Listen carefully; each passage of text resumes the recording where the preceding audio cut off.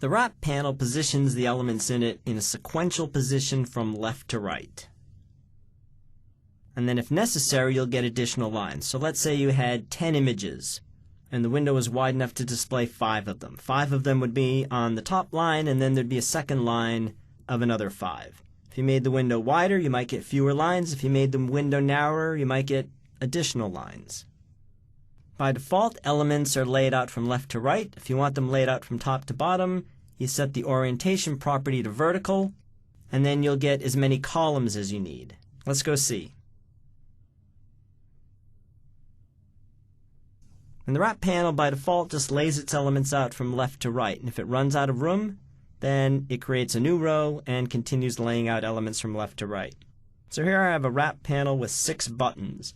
Each of them has a margin of 10 all the way around. And when I fire this up, by default, 4 buttons fit on the first line, and then it creates a second line. If I narrow this, then it will continue resizing and will create as many rows as are required to fit all of the buttons. If I make it wide enough, they'll all fit on a single row. If I make it narrow enough, they'll each get their own row. Now you typically probably wouldn't do this with buttons, but you certainly would do it with images or movie thumbnails. By default, the wrap panel lays out its elements horizontally. If you set the orientation property to vertical, then it will lay its elements out vertically, top to bottom, and then left to right. So here by default, 6 buttons fit in the left row, and then the other 4 get their own column. If I make this taller, I can get them all in one column. If necessary, it'll put them all in separate columns. So this is not literally one row of buttons, this is 10 columns of 1 button each. And that is the wrap panel.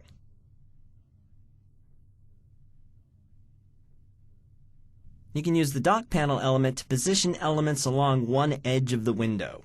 Left, top, right, bottom, of course. And it will then arrange the elements horizontally or vertically relative to each other and stretch the controls so that they're always against one of its outside edges. By default, elements are docked to the left, but you can control this by using the dockPanel.dock property. And you would set that on each element to control where it docks. And the default value of this is left. If you wanted to dock a button to the right, you'd set its dockPanel.dock property to right. And the dockPanel.lastChildFill property of the dock panel controls whether the last element it draws fills up the remaining space. And by default, this is set to true. So let's go see how to use the dock panel and also how to use these 2 properties to control how elements get docked. Let's take a look at some dock panel examples.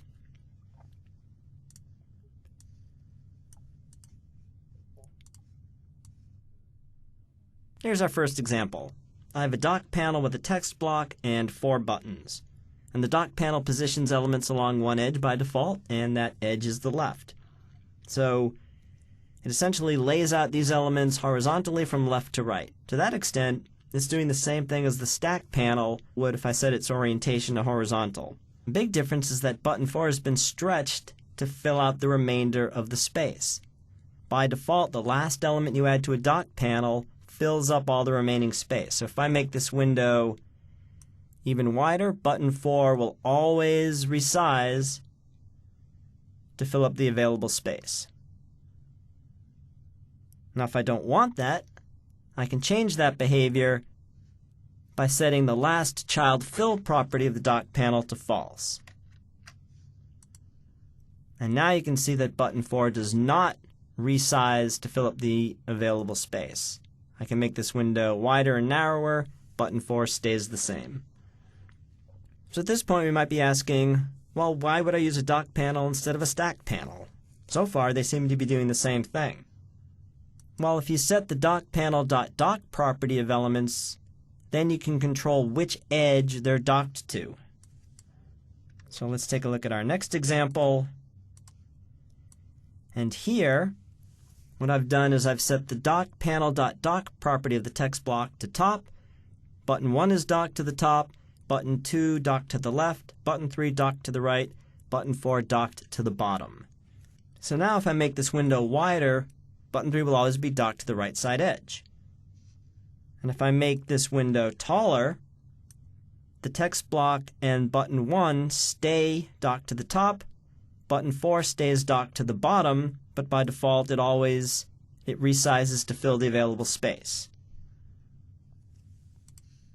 I can control that again by setting last child filled equal to false. And now button 4 stays docked to the bottom, but it doesn't fill up the available space. So if I make the window taller or shorter, the text block and button 1 stay where they are, docked to the top. Button 4 will stay docked to the bottom. If I make the window wider or narrower, button 3 will always stay docked to the right. Now button 4 is docked to the bottom, but notice that it doesn't get all of the bottom. That's because the order that you add elements to a dock panel matters. The text block is the first element. It's docked to the top, so it will get all of the space on the top. Button 1 is docked to the top, so it will remain essentially docked to the bottom of text block 1. Button 2 is next. It's docked to the left. It gets all of the left edge not already taken up by the text block and button 1.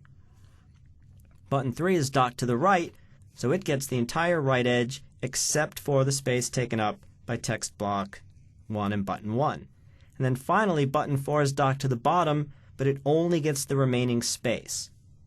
If I want button 4 to take up the entire bottom, I can get that, but in order to do that, I have to change its order. So now inside this dock panel, text block 1 appears first, then button 1, then button 4. And so the runtime will give button 4 all of the bottom edge. Then buttons 2 and 3 are docked to what's left of the left and right margins.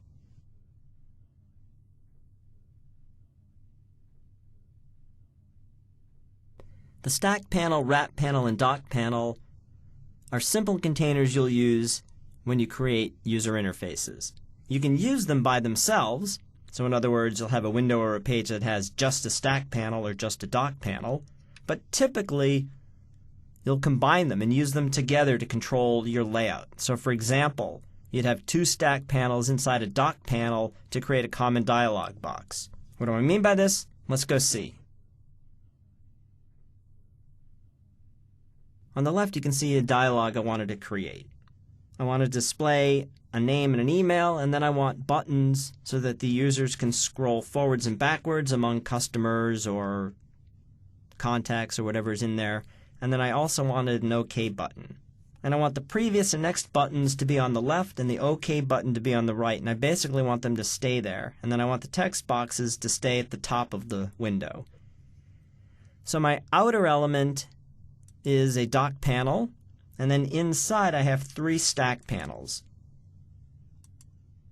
The first stack panel contains the 2 text blocks and the 2 text boxes. And that's docked to the top. The second stack panel contains the previous and next buttons, and I've docked it to the left, and I've set its orientation to horizontal, so the buttons will be laid out from left to right.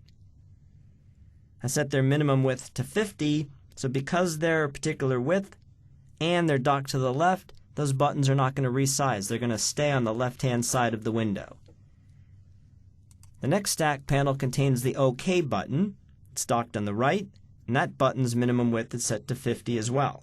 So that button is going to stay on the right. Now if I just had an OK button, I don't necessarily need a stack panel. I could have docked to the button on the right, but I built in some additional flexibility because maybe I want to add a cancel button at some point. Then what I also did for the 3 buttons is I set their vertical alignment to top, so they're always going to stay essentially in the same position relative to the email text box. So let's run this.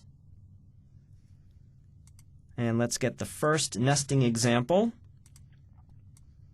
So you can see that the previous and next buttons are docked on the left, OK is docked on the right. And if I resize this window, if I make it wider, the OK button stays to the right, these buttons stay to the left, And if I make the window taller, all of these controls stay where they are because the name and email text boxes are docked to the top, and the previous, next, and OK buttons are in stack panels, and their vertical alignment is set to top, so they basically stay at the top of the stack panel, which isn't moving because the controls on top of it aren't moving. So all I get is white space at the bottom. Let's look at another example. And in this example, I have delete, save, and OK buttons, and I want those to always be at the bottom. So again, I'm using a dock panel, and I've set last child fill equal to false because I don't want the last element in there to resize itself.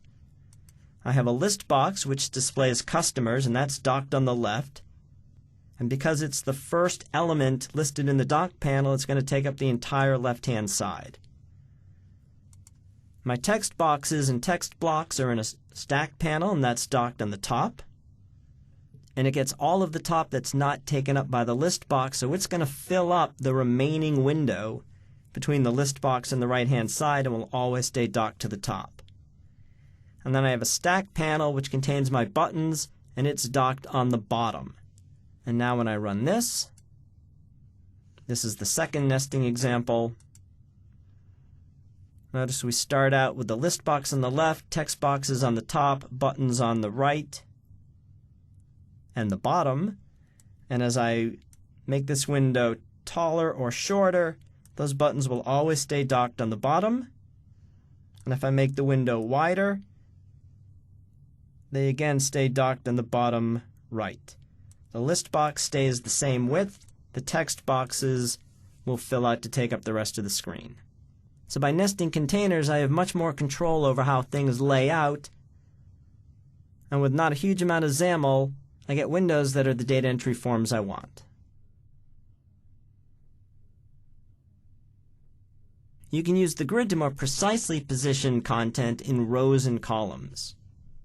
It gives you more control on where your content is than any of the panel controls you've seen.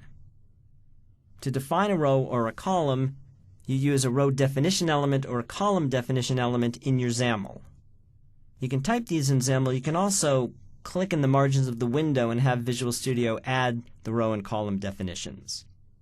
And then to place an element in a particular cell in the grid, you set its grid.row and grid.column properties. If you want an element to occupy more than one cell, either horizontally or vertically, then you can use the grid.rowspan property. There are three mechanisms you can use for sizing cells in a grid. You can use automatic sizing, and in that case rows and columns will be evenly spaced. And there are two ways you can specify this in your XAML. You can set the height property of the row definition to auto, or you can leave it off, because automatic sizing is the default. You can use absolute sizing where you specify a particular size. So in this example, we've specified that we want this particular row to be 50 pixels high. And you can use proportional sizing to divide space proportionally. So let's say you have 5 rows and you set the height on each of them to an asterisk, then each row would get 1/5 of the available space. If you had 4 rows, they'd each get 1/4 of the available space. You can fine-tune that by adding a number. Let's say you have 2 rows and you set the first height to star and the second to 2 star. This says that the first row gets 1/3 of the available space and the second row gets twice that, or 2/3 of the available space. So let's go see some examples of using the grid. Here's a simple grid with 3 rows and 2 columns. And notice that I'm not specifying any height for the row definitions or the column definitions, so they will automatically be sized. Each row will be 1/3 of the height of the window, each column will be half the width of the window. And then I filled each cell of the grid with a text block. So this first text block, the text is R0C0, and I put it there by setting grid.row equals 0 and grid.column equals 0. This text block is in the first row, second column, second row, first column, etc. Now the default for grid.row or grid.column is 0, so I don't literally need to specify that but I find it more helpful if I specify both. And now when I run this, let's go into grid examples. Here's automatic sizing.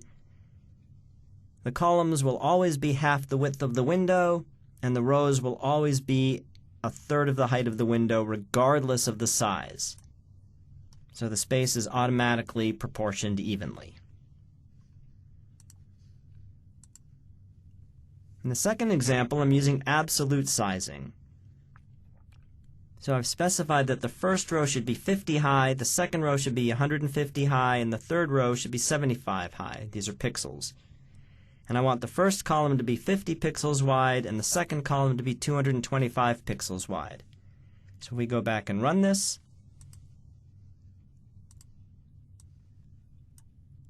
Now notice that the first column is 50 pixels wide, but the second column, even though I said it should be 225, will actually be all of the remaining space.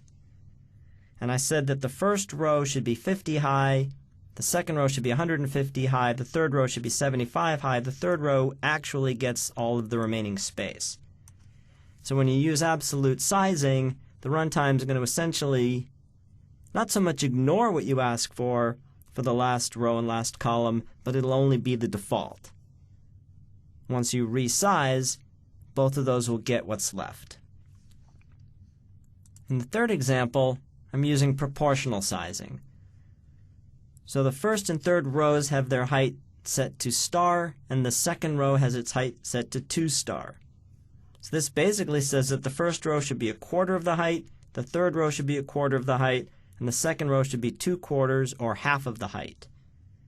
The first column has its width set to star, the second column has its width set to 4 star, so the first column will be 1/5 the width of the window, and the second column will be the remaining 4/5 of the width.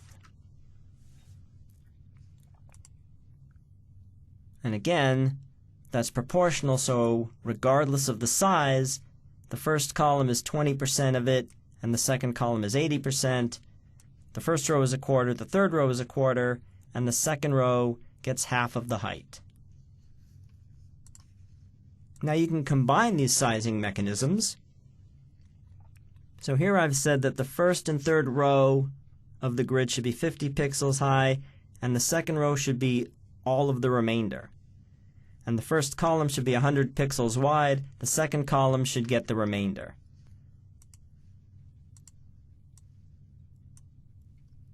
So regardless of the height of the window, the first and third row are 50 pixels high, and the second row gets what's left. And regardless of the width of the window, the first column is 100 pixels wide, and the second column gets what's left. In the fifth example, I'm doing a little report in a grid here, and I want to span columns. So let me call this up so we can see the actual grid lines. All of the columns and rows are evenly spaced. My first text block is annual sales by region. I put it in grid row column 0, but then I span 4 columns. So it actually spans the entire width of the grid. I've got it horizontally aligned in the center and vertically aligned in the center, so this text will be in the center of this row. This text block for east, I've got in row 2, column 0, but it's spanning 2 rows, so it spans vertically across rows 2 and 3. And then sales unavailable is in the bottom row, spanning these 2 columns. And because I'm using absolute sizing,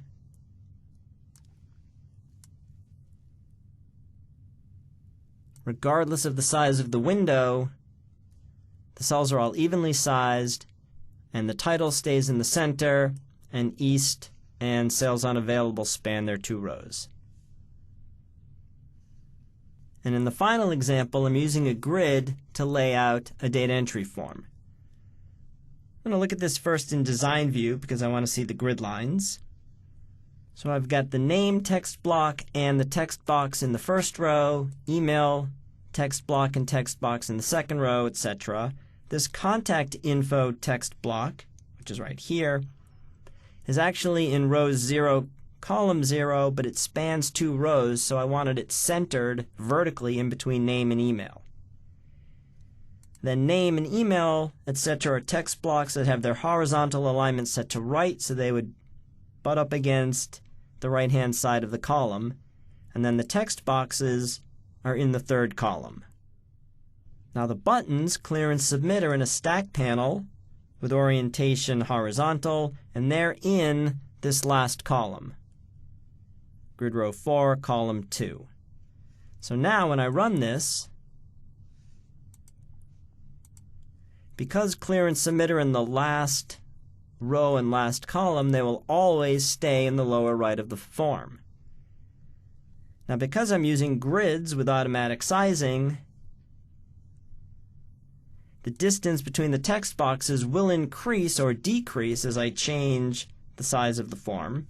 So whether in this example you use a grid or a dock panel kind of depends on how important it is to control the spacing between the 2 text boxes.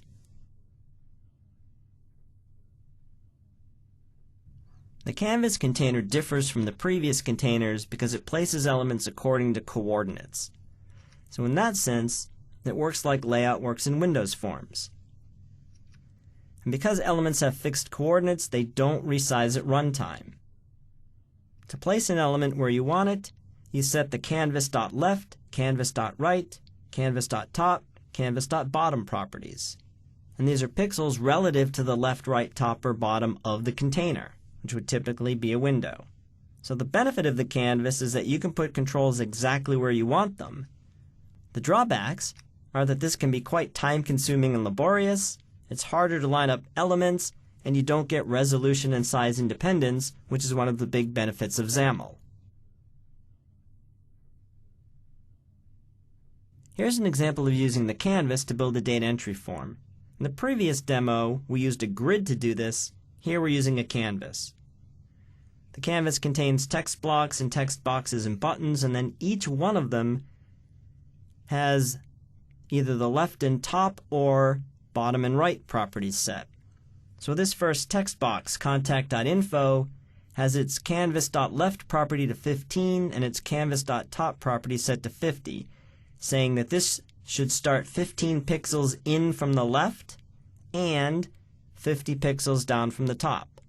And then for each of these controls, I've set either the left or right or top and bottom to specify its position. So this name, I said 35 down from the top and 225 in from the right because I want name and email to line up on their right. If I had used the left properties of these, I could get these to line up on the left but not on the right. Because I want them aligned on the right, I used the right property. For the text box, I said 25 in from the right, 35 down, so there's 25 pixels here, 35 there, and then for this text box, the same 25 from the right, 70 from the top. For the clear button, 90 in from the right, 25 up from the bottom, and the submit button, 25 in from the right, 25 up from the bottom. And now when I run this, my form stays laid out, and if I resize this,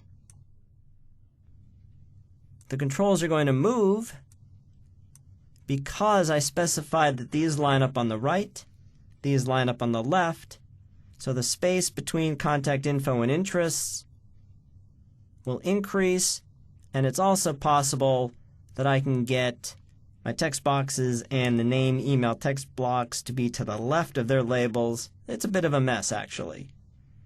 So a benefit of the canvas is that you can get controls exactly where you want them, but the downside is that it's hard to do, and it's not necessarily going to be respected when you resize the form. So it's probably best for graphical elements on a form that can't be resized. So the canvas has specific uses, but probably not for data entry forms.